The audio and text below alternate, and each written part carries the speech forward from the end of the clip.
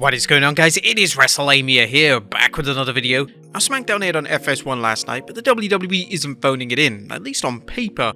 Join us now as we look at this week's edition of the Blue Brand, as well as the wildest news stories and rumors you need to know, including sad news for Mick Foley, the man behind Uncle Howdy, WWE cancelling the Money in the Bank PLE, Seth Rollins' new look, or should we say retro look, and much more.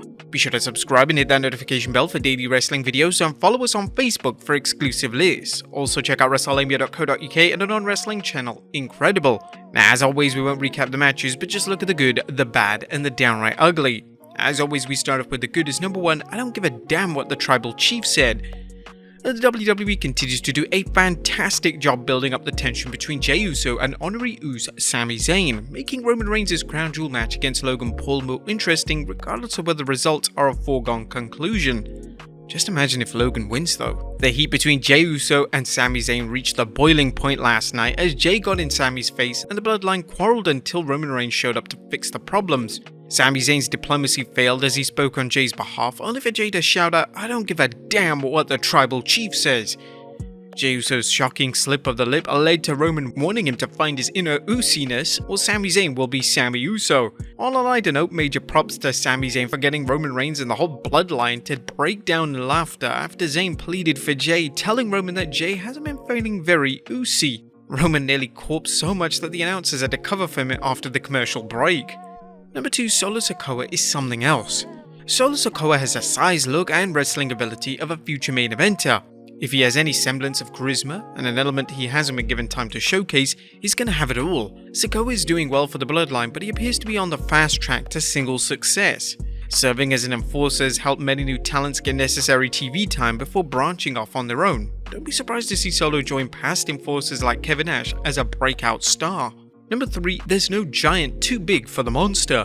Braun Strowman cuts a good promo, but the WWE did things one better by showing Strowman at his finest, ripping the door off a car, tipping over ambulances, and other incredible feats of strength that have given almost pause about his crown jewel match.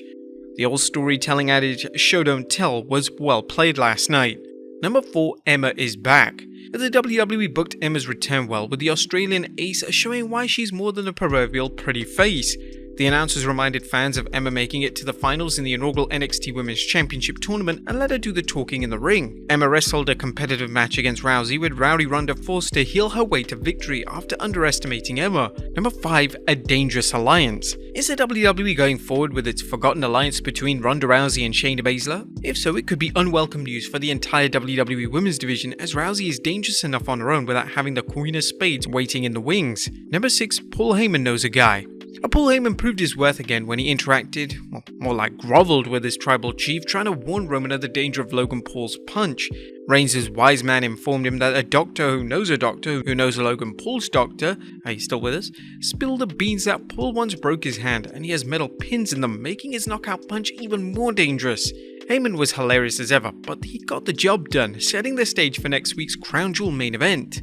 Roman dismissed Heyman's warning, reminding the tribal council that Paul has only had 2 matches in the WWE, another smart strategy for building interest in the match by mixing the subplot of the tension within the bloodline with Roman underestimating his opponent. Number 7, Madcap's valiant effort. Now, last night's Madcap Moss vs Karrion Kross, or Moss vs Kross, a line the announcers couldn't avoid mentioning about, was no squash, a pleasant surprise for Madcap fans who were uncertain about his post-Vince push on the Blue Brand. The WWE found the right balance between Karrion crushing Madcap and Kross looking like just another wrestler.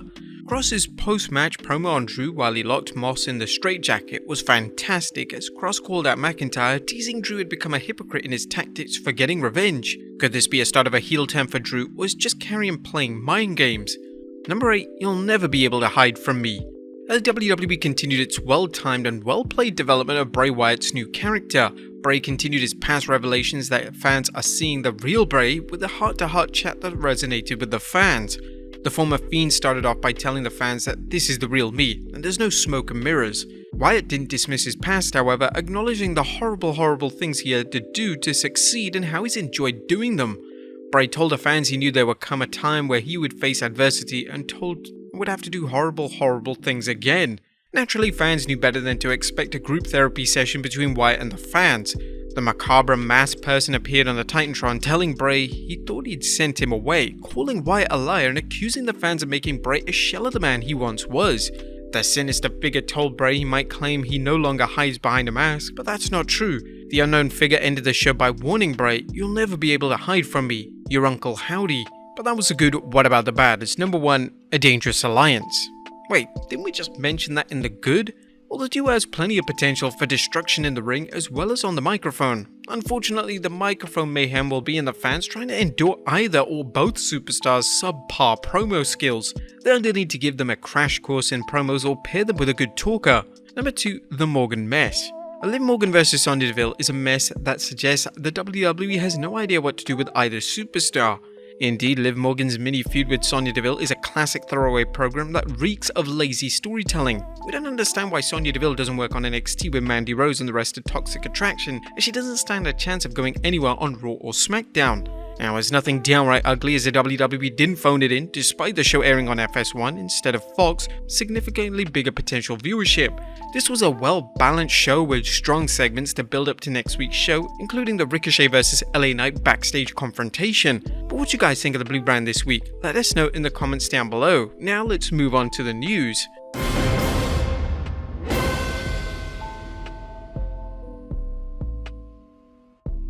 Our first story looks at the CM Punk investigation finally finished. Atop of today's news is a report that AEW's independent investigation into the alleged backstage brawl following All Out's post-show media scrum is complete.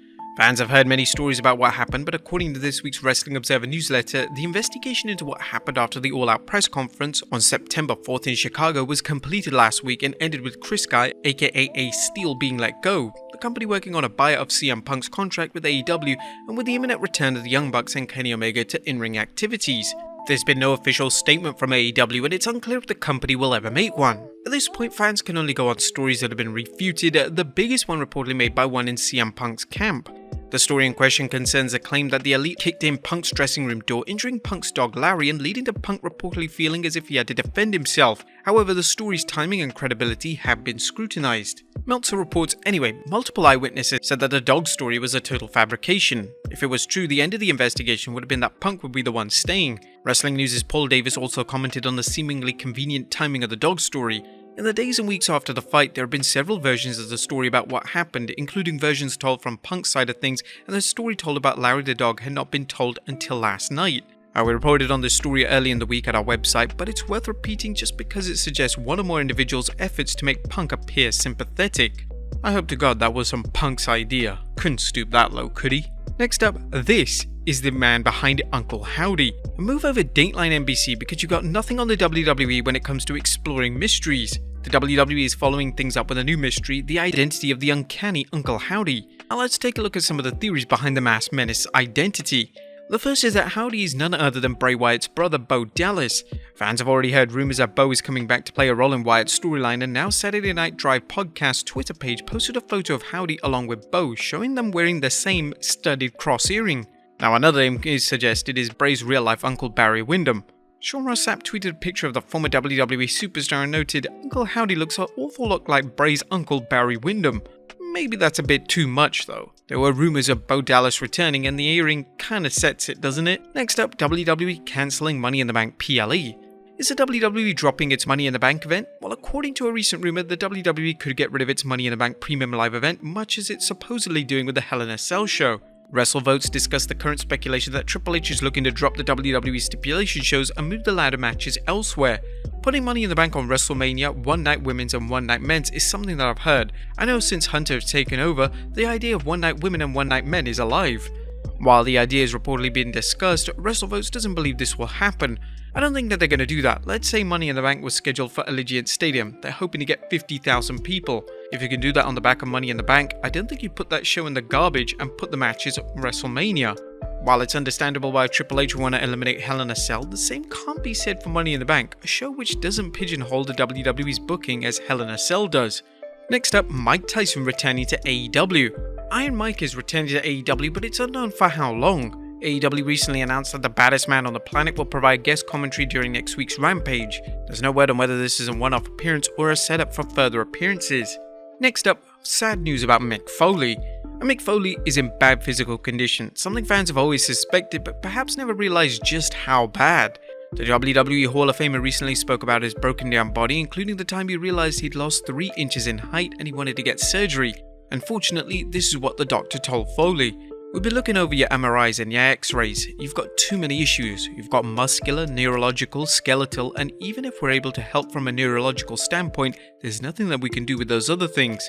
I'm looking at all these things I did during the course of my career. I'm paying a steeper price than I thought imaginable." While it's no surprise to anyone familiar with Foley's body of work, it's still disturbing to see just how badly he's doing.